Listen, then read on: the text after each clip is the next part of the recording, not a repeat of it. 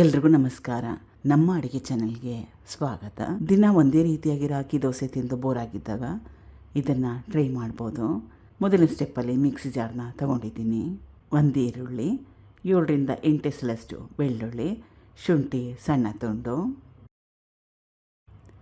ಕಾಯಿ ಚೂರುಗಳು, ಸಣ್ಣ ತೆಂಗಿನಕಾಯಲ್ಲಿ ಅರ್ಧ ಹೋಳಷ್ಟನ್ನ ಉಪಯೋಗ ಮಾಡಿದ್ದೀನಿ, ಹಸಿರು ಮೆಣಸಿನಕಾಯಿ, ಕೊತ್ತಂಬರಿ ಸೊಪ್ಪು 1 ಅಡಿಯಷ್ಟು.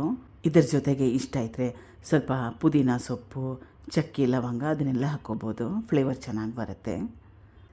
ಸ್ವಲ್ಪ ನೀರು ಹಾಕ್ಕೊಂಡು ಮುಚ್ಚಳನ ಮುಚ್ಚಿ ಚೆನ್ನಾಗಿ ನುಣ್ಣಗೆ ರುಬ್ಕೋಬೇಕು. ರುಬ್ಬಿದ್ದಾಗಿದೆ. ದೋಸೆ ಹಿಟ್ಟಿಗೆ ಸೇರಿಸ್ಕೊಳ್ತಾ ಇದ್ದೀನಿ. ದೋಸೆ ಹಿಟ್ಟು ಉಳಿದಿದ್ದ ಕೂಡ ಈ ರೆಸಿಪಿನ ಮಾಡ್ಕೋಬೋದು. ದೋಸೆ ಹಿಟ್ಟಿಗೆ ಮೊದಲೇ ಉಪ್ಪನ್ನ ಹಾಕ್ಕೊಂಡಿದ್ದೆ, ಮತ್ತೊಮ್ಮೆ ಉಪ್ಪು ಹಾಕ್ಕೊಳ್ಳೋ ಅವಶ್ಯಕತೆ ಏನಿಲ್ಲ. ಇದನ್ನು ಹಸಿರು ಮಸಾಲೆ ದೋಸೆ ಅಥವಾ ಪಲಾವ್ ದೋಸೆ ಅಂತ ಕರೆದ್ರೂ ಕೂಡ ತಪ್ಪಾಗಲ್ಲ.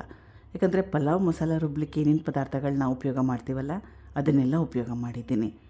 ಪುದೀನ ಹಾಕ್ಕೊಳ್ಳಿಲ್ಲ, ಮನೇಲಿ ಇರಲಿಲ್ಲ, ಅದಕ್ಕೋಸ್ಕರವಾಗಿ. ಅದಿದ್ದರೆ ಅದನ್ನು ಕೂಡ ಹಾಕ್ಕೊಂಡ್ರೆ ಮತ್ತಷ್ಟು ಫ್ಲೇವರು ಚೆನ್ನಾಗಿ ಹಿಟ್ಟು ರೆಡಿಯಾಗಿದೆ. ಹೆಂಚು ಕೂಡ ಚೆನ್ನಾಗಿ ಕಾದಿದೆ. ತೆಳುವಾಗಿ ಗರ್ಗರಿಯಾಗಿರೋ ದೋಸೆ ಕೂಡ ಮಾಡ್ಕೋಬೋದು ಅಥವಾ ಸೆಟ್ ದೋಸೆ ಕೂಡ ಮಾಡ್ಕೋಬೋದು. ದೋಸೆ ಆಗಿದೆ. ಇದು ಸೆಟ್ ದೋಸೆ ಥರ. ಸೆಟ್ ದೋಸೆ ಮಾಡಿಕೊಂಡ್ರೆ 2 ಕಡೆ ಬೇಯಿಸ್ಕೋಬೋದು ಅಥವಾ ಒಂದೇ ಕಡೆ ಚೆನ್ನಾಗಿ ಬೇಯಿಸ್ಕೊಂಡ್ರೂ ಕೂಡ ಸಾಕಾಗುತ್ತೆ. ಟ್ರೈ ಮಾಡಿ. ಸ್ವಲ್ಪ ಡಿಫ್ರೆಂಟಾಗೂ ಇತ್ತು, ಚೆನ್ನಾಗಿ ಕೂಡ ಇತ್ತು. ಒಂದೇ ರೀತಿ ಬೋರ್ ಆಗಿದ್ದಾಗ ಇದು ಒಂದು ಒಳ್ಳೆಯ recipe. Thank you for watching. ಧನ್ಯವಾದಗಳು.